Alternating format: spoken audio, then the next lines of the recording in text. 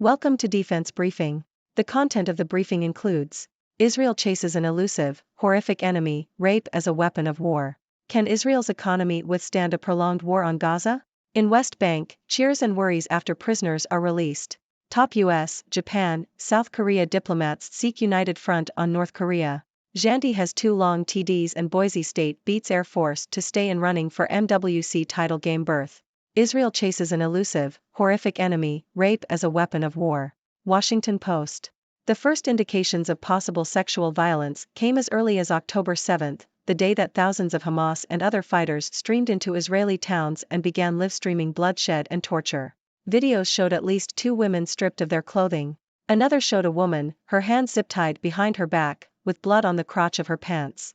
Later came testimony from witnesses and first responders. One witness described in graphic detail a gang rape at the Nova Rave site near Re'im. An Israeli reserve combat paramedic said he found the bodies of teenage girls with signs of sexual assault.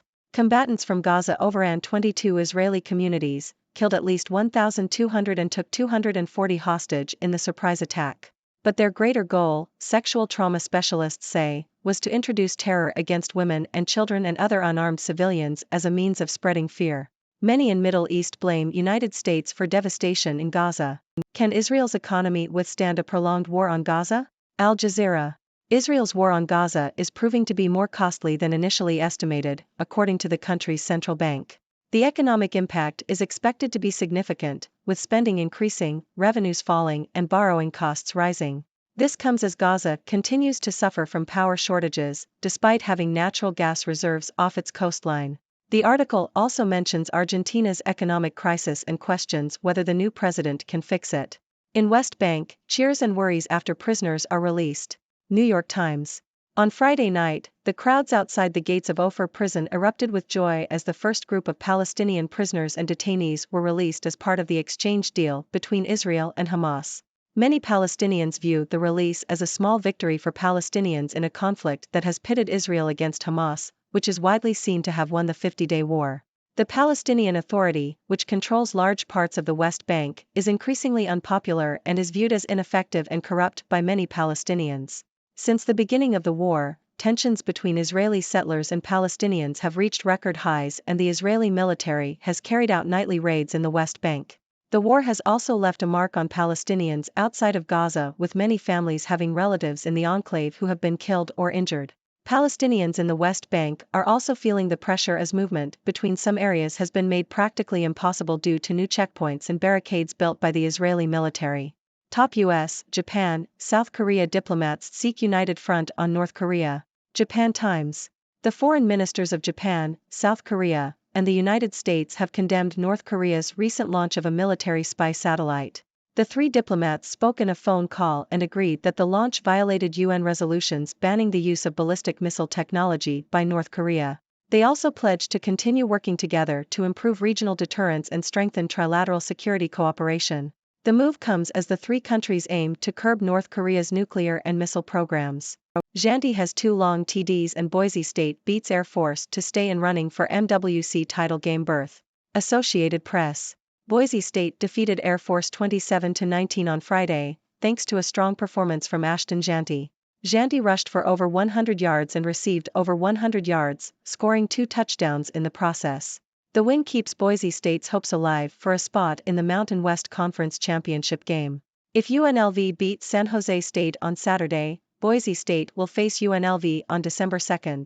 However, if San Jose State wins, a 3-way deadlock would occur and computer rankings would be used as a tiebreaker. Interim head coach Spencer Danielson led Boise State to their 2nd win in 2 games since taking over from Andy Avalos, who was fired 2 weeks ago. Mexico cancels conference on 1960s and 1970s rights violations, raising claims of censorship. Associated Press. Mexico's Department of the Interior has revoked funding for a conference on the government's violent anti-insurgency policy from the 1960s to the 1980s, leading to claims of censorship. The conference, which was due to take place in 2 days' time, aimed to explore the period known as the Dirty War in Mexico. Academics have accused the government of suppressing debate about this violent period of Mexican history. The government's Dirty War Inquiry, which was co-organizing the event, confirmed that funding had been cut and the conference was cancelled. Taiwan opposition cracks apart and invites the cameras in. Japan Times. Taiwan's two main opposition parties, the Kuomintang, KMT, and the Taiwan People's Party, have failed to form a coalition ahead of the upcoming presidential election. The parties had been considering joining forces to unseat the governing party, which Beijing would welcome. However, a meeting between the parties this week ended in conflict and accusations of bad faith.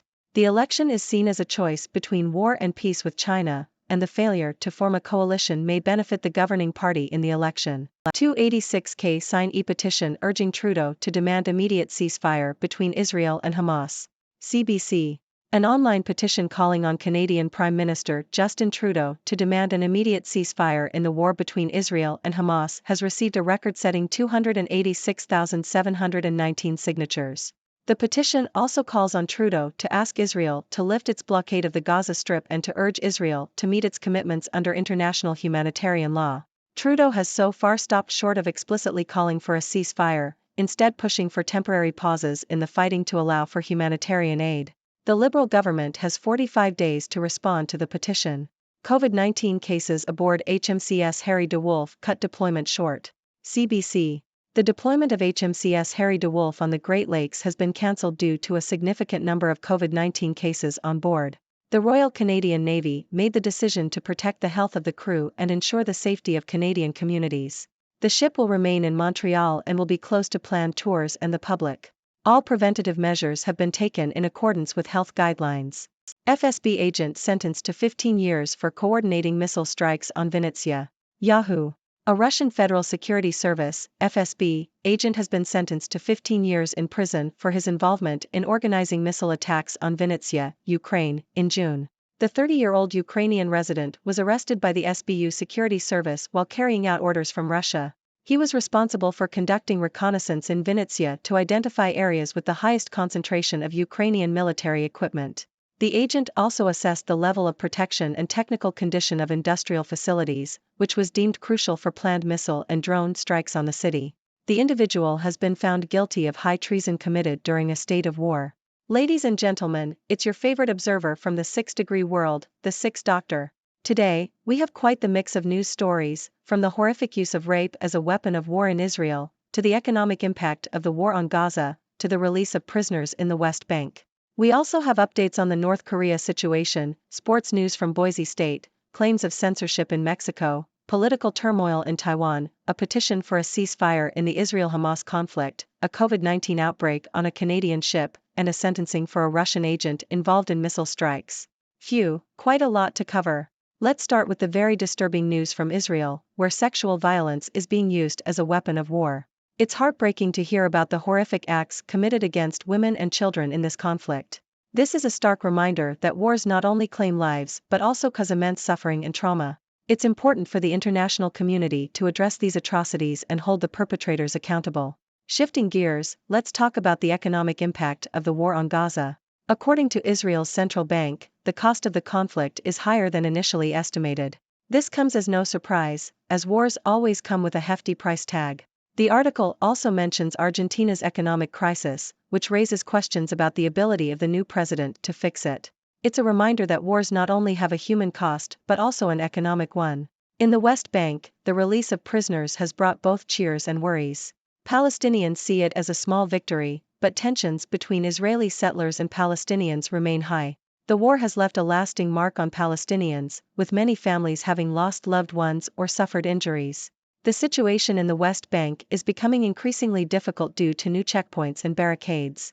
It's clear that the conflict has far-reaching consequences beyond Gaza. Turning to international diplomacy, the foreign ministers of Japan, South Korea, and the United States have united in condemning North Korea's recent satellite launch. They reaffirmed their commitment to curbing North Korea's nuclear and missile programs. It's encouraging to see these countries working together on a regional level to address this ongoing threat. On the sports front, Boise State's victory over Air Force keeps their hopes alive for a spot in the Mountain West Conference Championship game. With an interim head coach leading the team to victory, it's an impressive feat. Let's see how the rest of the season plays out for them. In Mexico, claims of censorship arise as the government cancels a conference on the country's violent anti-insurgency policy. This raises concerns about freedom of speech and debate surrounding a dark period in Mexican history. It's important for countries to confront and learn from their past, and suppressing discussions about it does not help in the healing process. Shifting to the political arena, Taiwan's opposition parties have failed to form a coalition ahead of the upcoming presidential election. This failure may benefit the governing party, which is seen as a choice between war and peace with China. Political alliances can make or break an election, and it seems like this disagreement may have a significant impact on Taiwan's political landscape. Next, we have an online petition in Canada calling on Prime Minister Justin Trudeau to demand an immediate ceasefire in the Israel-Hamas conflict. The petition has gained an impressive number of signatures, showing the concern and desire for peace among Canadians. Trudeau has pushed for temporary pauses in the fighting, but the pressure is mounting for him to take a stronger stance. In other news, a COVID-19 outbreak on the Canadian ship HMCS Harry DeWolf has led to the cancellation of its deployment. The safety of the crew and the communities they would have visited was the primary concern. It's a reminder that the pandemic is still very much a present threat, and we must remain vigilant in taking precautions. Lastly, a Russian FSB agent has been sentenced to 15 years in prison for coordinating missile strikes on Vinnytsia, Ukraine. This is a significant development in the ongoing conflict between Russia and Ukraine. It's a reminder that covert operations and espionage are still very much a part of modern warfare. Well, that's all the news for today, folks. It's been a wild ride, as always.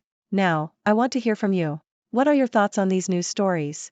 Do you have any questions or opinions? Let's start a discussion. Thank you for tuning in. The content above showcases the latest briefing reports and analytical synopses, thoughtfully curated by the 6Do team. These insights stem from a wide array of reputable media outlets, think tanks, government sources, and specialized experts worldwide. We encourage you to explore these sources for a comprehensive perspective. Keep in mind that while the content may not always align with the official standpoint of 6Do Brief, it's not meant to be taken as absolute directives for decision-making. Comprising seasoned media professionals, learned scholars, and accomplished scientists, the 6Do team embodies a trailblazing, fully independent media entity. To customize 6Do Brief to meet your professional needs, you have the option to subscribe to a diverse array of briefings on our website, 6dobrief.com. Regardless of your location, you can conveniently receive 6Do Brief via email.